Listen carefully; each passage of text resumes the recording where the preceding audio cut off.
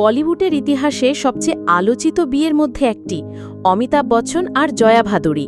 কিন্তু জানো কি, এই বিয়েতে একসময় এমন কথা উঠেছিল যাতে গোটা পরিবারটাই ভেঙে যাবে বলে মনে হয়েছিল। ১৯৭৩ সালের ৩ জুন হঠাৎ করেই বিয়ে করেন অমিতাভ আর জয়া।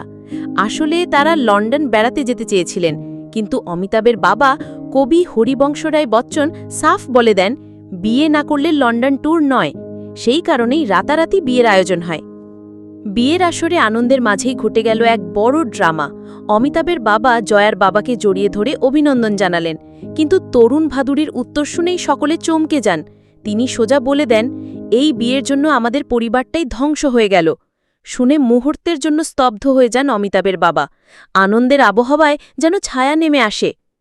পরে অবশ্য জয়ার বাবা সব গুঞ্জন উড়িয়ে দিয়ে বলেন, অমিতাভকে আমরা গুণী জামাই হিসেবেই মেনেছি, এই বিয়ের বিরুদ্ধে কোনোদিন ছিলাম না। আসলে তরুণ ভাদুরী চেয়েছিলেন তার মেয়েরা শুধু সংসার সামলাবে না, বড় কিছু করবে, নিজের কেরিয়ার গড়বে। তাই মেয়ের ভবিষ্যৎ নিয়ে তার দুশ্চিন্তাই হয়তো ভুলভাবে ব্যাখ্যা হয়েছিল। আজ ৫০ বছর পরও অমিতাভ জয়া বলিউডের সবচেয়ে আইকনিক জুটি। হয়তো শুরুতে পরিবার নিয়ে অনেক ভুল বোঝাবুঝি ছিল, কিন্তু সময় প্রমাণ করেছে এই সম্পর্ক আজও অটুট। তোমাদের কি মনে হয়, অমিতাভ জয়ার সম্পর্কটাকে সত্যি পারফেক্ট ছিল, নাকি এখনও অনেক গোপন গল্প চাপা রয়ে গেছে?